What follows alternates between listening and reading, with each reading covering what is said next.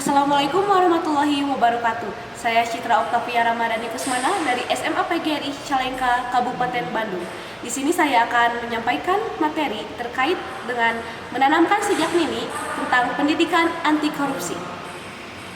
Materi yang akan saya bahas adalah memahami pengertian korupsi dan dampak negatifnya bagi bangsa dan negara. Mengetahui nilai-nilai anti korupsi seperti kejujuran, integritas, dan akuntabilitas.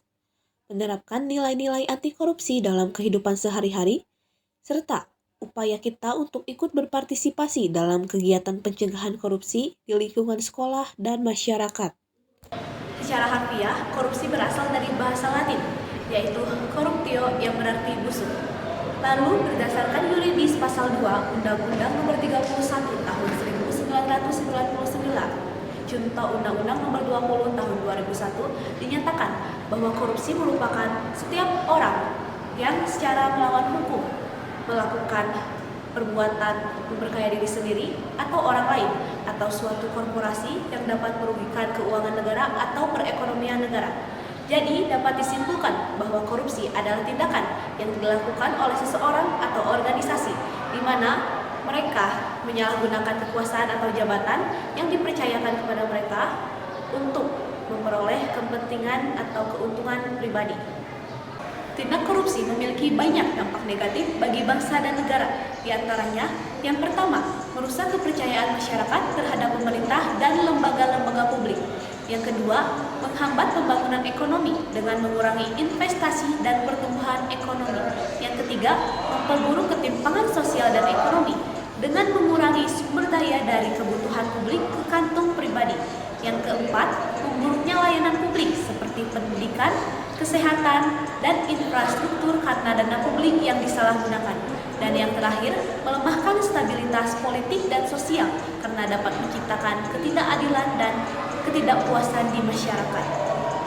Mengetahui nilai-nilai anti korupsi seperti kejujuran, integritas, dan akuntabilitas adalah kunci untuk membangun masyarakat yang bersih dan beradab. Kejujuran berasal dari kata jujur yang dapat didefinisikan sebagai sebuah tindakan atau ucapan yang lurus, tidak berbohong, dan tidak curang. Berbicara soal sikap anti korupsi tidak terlepas dari kata integritas. Seseorang yang menjaga integritas akan memiliki sikap yang mencegahnya untuk tidak melakukan tindak korupsi. Karena itulah, nilai-nilai integritas menjadi salah satu hal yang penting dalam pencegahan korupsi. Integritas adalah bertindak dengan cara yang konsisten dengan apa yang dikatakan. Nilai integritas merupakan kesatuan antara pola pikir, perasaan, ucapan, dan perilaku yang selaras dengan hati nurani dan norma yang berlaku. Akuntabilitas adalah prinsip atau kewajiban untuk bertanggung jawab atas tindakan, keputusan, atau hasil dari suatu pekerjaan atau posisi tertentu yang melibatkan transparansi dan pengukuran terhadap hasil yang dicapai. Ada beberapa cara untuk menerapkan nilai-nilai anti korupsi dalam kehidupan sehari-hari. Yang pertama, selalu berbicara dan bertindak jujur, bahkan jika itu sulit untuk dilakukan. Yang kedua, menolak suap, tidak menerima atau memberikan suap dalam bentuk apapun.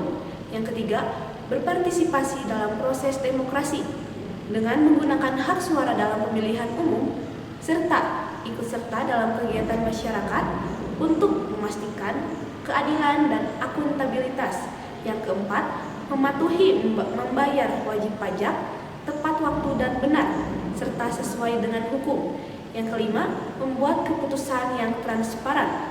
Dalam proses pengambilan keputusan dilakukan secara terbuka untuk meminimalkan peluang korupsi. Sebagai upaya dalam kegiatan pencegahan korupsi di lingkungan sekitar diantaranya adalah yang pertama, meningkatkan kesadaran, memberi edukasi untuk diri sendiri dan orang lain tentang dampak negatif korupsi serta pentingnya integritas dan transparansi dalam kehidupan sehari-hari. Yang kedua, memberikan contoh positif, menjadi teladan dengan mengikuti prinsip-prinsip kejujuran, integritas, dan etika dalam semua tindakan dan keputusan. Yang ketiga, melaporkan tindakan korupsi, baik yang terjadi di lingkungan sekolah atau masyarakat kepada pihak yang berwenang agar dapat ditindaklanjuti. Yang keempat, mengikuti program pencegahan korupsi, mengikuti program atau pelatihan tentang pencegahan pencegahan korupsi yang diselenggarakan oleh lembaga-lembaga terkait.